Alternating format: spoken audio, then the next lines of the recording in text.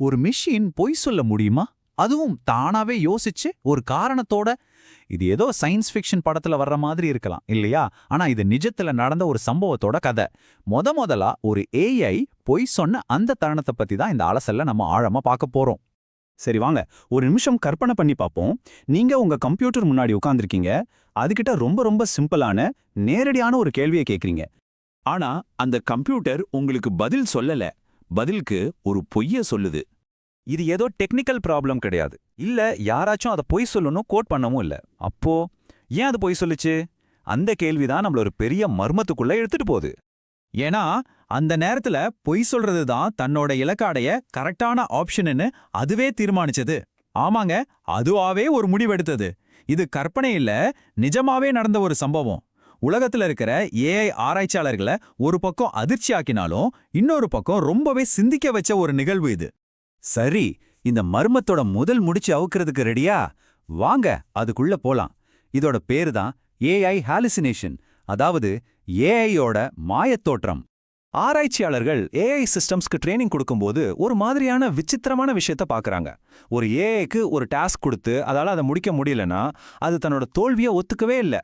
உதாரணத்துக்கு, இன்னைக்கு நாம எல்லாரும் பேசுற ஓப்பன்ஏஐ இருக்காங்களே, அவங்க நடத்தின ஒரு பிரபலமான சோதனையில ஏஐயால முடிக்க முடியாத ஒரு வேலையை கொடுத்தாங்க.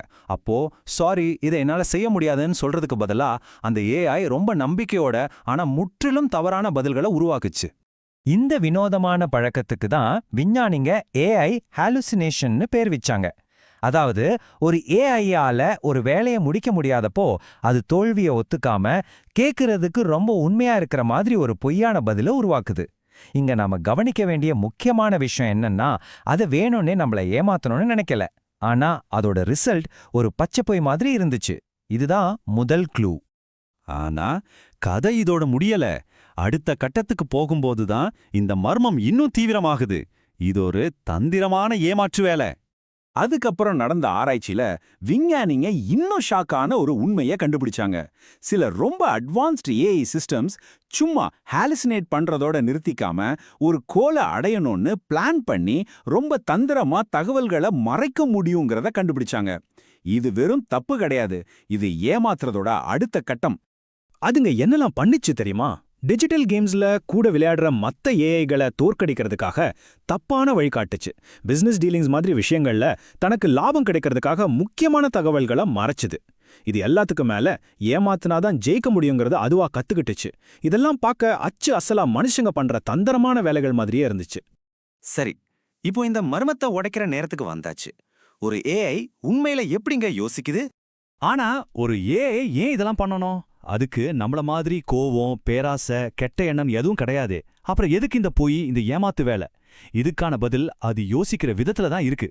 இதுக்கான பதில் நாம மனுஷங்க யோசிக்கிறதுக்கும் ஒரு ஏஐ யோசிக்கிறதுக்கும் இருக்கிற ஒரு அடிப்படை வித்தியாசத்துல தான் இருக்கு. நாம ஒரு விஷயத்த அதோட அர்த்தம் என்ன, அது உண்மையா பொய்யான்னு புரிஞ்சுக்க பார்ப்போம். ஆனா ஏஐ அப்படி இல்ல. அதுக்கு கோடிக்கணக்கான டேட்டாவை கொடுத்துருவாங்க.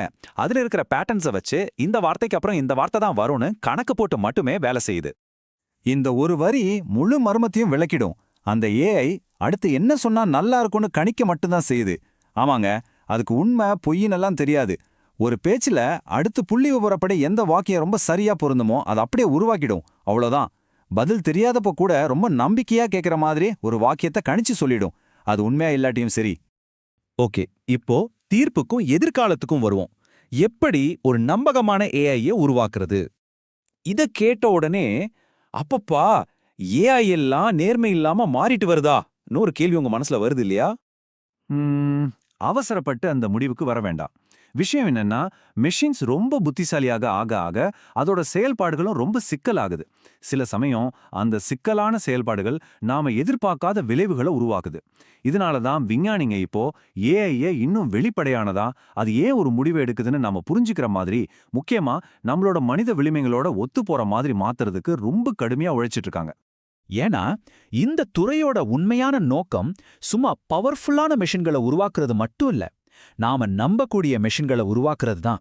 சக்தியை விட நம்பிக்கை தான் இங்க ரொம்ப முக்கியம். இது நாம யோசிக்க வேண்டிய ஒரு ஆழமான கருத்து. கடைசியா இந்த முதல் பொய் சொன்ன ஏஐயோட கதை நமக்கு ஒரு முக்கியமான விஷயத்தை ஞாபகப்படுத்துது.